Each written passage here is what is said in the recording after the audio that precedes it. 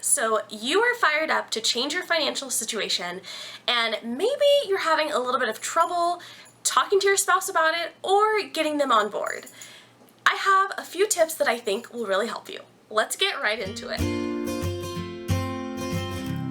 Hi guys, I'm Corina, or One Budgeting Wifey, here on YouTube, and today I'm going to share with you guys 3 tips that I have used to help get my husband on board with our finances and straightening out our financial disaster.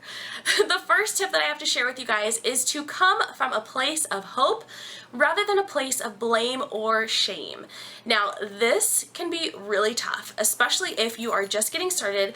Say you're the one who handles the finances, which is probably true if you're having a tough time getting your spouse on board, and you've reviewed everything and you have decided that something has to change, things have to give. You found this amazing plan, maybe you're following Dave Ramsey like we are, and you are fired up about it.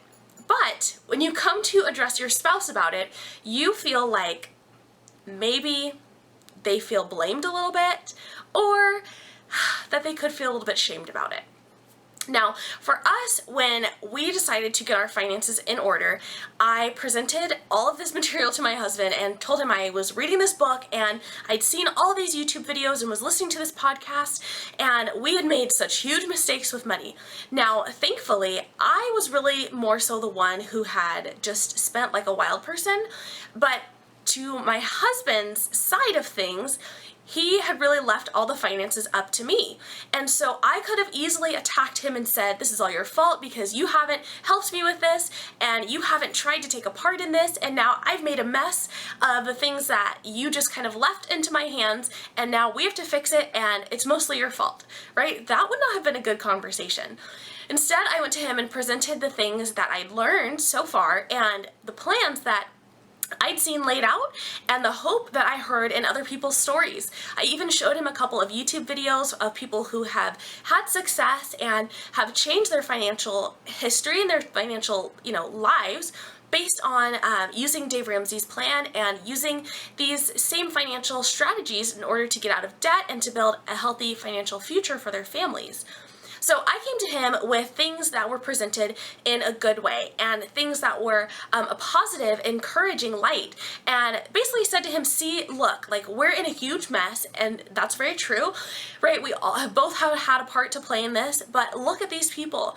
They were either in a more, tough mess than we were, or they were in a similar situation or season of life that we were. And so I said, look, if they can do it, I know that we can do this too.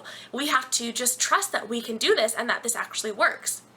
So coming to him in that regard and being positive about it and being motivated and saying, look, this is an ugly thing that we're facing right now, but I know there's hope for us because there's hope for all these other people and they've done it, really encouraged him, and it encouraged me also, and it helped us to look at it from a light of, okay, this is scary and this is ugly, but we know that we can do this and that we can accomplish these goals, which leads us into tip number 2, which is to dream together. Now, you want to be setting goals with your spouse.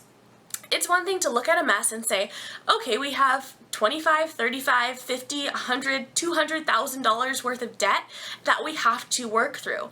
And that can be really scary, right? And so at the beginning, your only goal is just to not have to pay payments to anyone else anymore.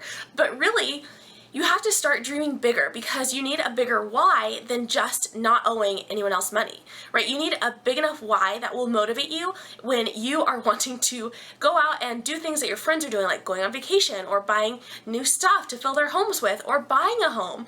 You want to have a big enough why that is driving you towards your goals and that is keeping you together on your goals. For us, one of those big huge whys is to be able to have options for when we have a family. I remember when we were very first beginning our baby step journey, we had probably just completed baby step number 1, and we started talking about what we wanted our life after debt to look like. And one thing my husband said was, I don't know if you ever thought about this, but how would you feel about like one of us maybe being home with our kids to raise them? And I was like, oh my gosh, like I have kind of been thinking about that, but like I didn't think that was something that we would ever be able to do. And knowing that making the hard decisions and being in those hard moments of paying off debt would eventually get us to that opportunity where we'd be able to make choices about how to raise our family was a huge why for us, and that drives us each and every day. And now that we're getting closer and closer to the end of having our debts paid off, one big goal that is driving me is getting out of a one-bedroom apartment. Like, I love to just look at houses and think of, oh my gosh, one day we'll be paying a mortgage instead of just rent, and then we'll eventually own a home and we'll have a backyard for pets and kids, and it's gonna be amazing. But having those big dreams and big goals together and really having those dream sessions helps to build you and helps you to see beyond where you're at currently. It helps you to see beyond just the struggle and like slopping through the mud that you're doing in the baby steps at the beginning. And finally, guys, tip number 3 is to make it fun.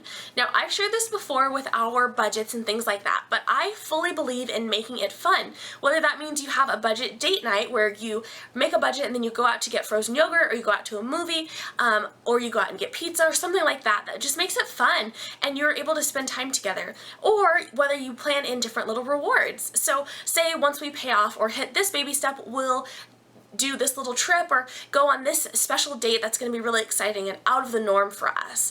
Whatever you have to do to make it fun for yourself and your significant other through this journey, I highly, highly recommend that you do so, because that will take it from being a monotonous chore of like building a budget and talking about the budget, which you have to do a lot while you're in the baby steps, and working through all of these financial, working through this financial journey, you have to talk about it constantly. So making it fun and planning in ways that will keep you motivated and keep things fun and exciting will be such an encourager for you, especially for the person who is not really the nerd, who's more of like the free spirit, who like kind of hates the budgeting aspect anyway. I have really come to be the nerd in our relationship, but it's definitely been a learning curve for me. We were both really free spirits, and because we were in this mess, I had to become the nerd. But having opportunities to just have fun with it has really encouraged us and kept us motivated in the baby steps. So guys, of course, it is now your turn. I would love to know what tip you have for how to get your spouse or significant other on board with building a healthy financial future. So be sure to leave it in a comment below, and don't forget to like the video if you've enjoyed it. I can't wait to read your guys' tips and to see you in the next video. Have a great day, friends. I'll see you soon.